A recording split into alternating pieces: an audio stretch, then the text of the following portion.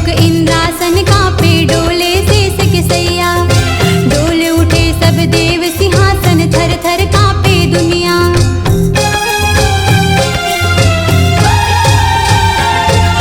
ब्रह्मलोक इंद्रासन कांपे डोले शेष के सैया।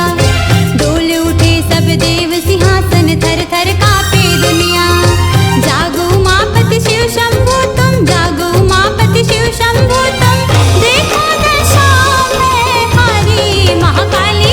महाकाली रणमागर जय हो, दे दे किलकारी। महाकाली रणमागर जय हो, दे दे किलकारी।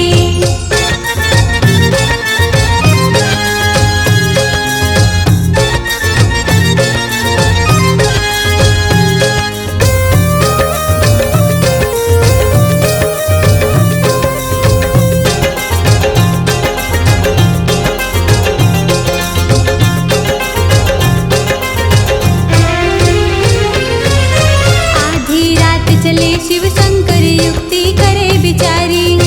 देख निकल के प्रकट भूमि लालेटे पाँव पसारी।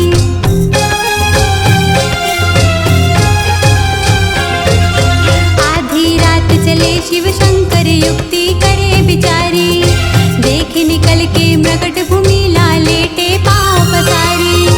धरती चरण वक्ष पगधारी, धरती चरण वक्ष पगधारी। ब्रह्मदेव निकारी महाकाली जय हो, महाकाली रणमागर जय हो, दे दे किलकारी।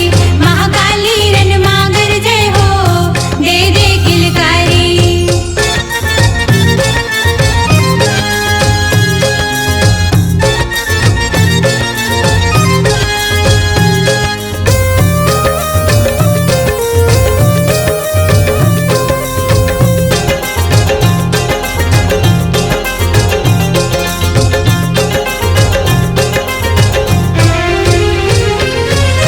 देख सामने पति सकुचानी, मन माथाए ग्लानी।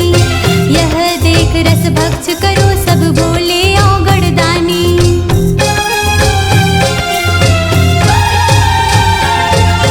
देख सामने पति सकुचानी, मन माथाए ग्लानी।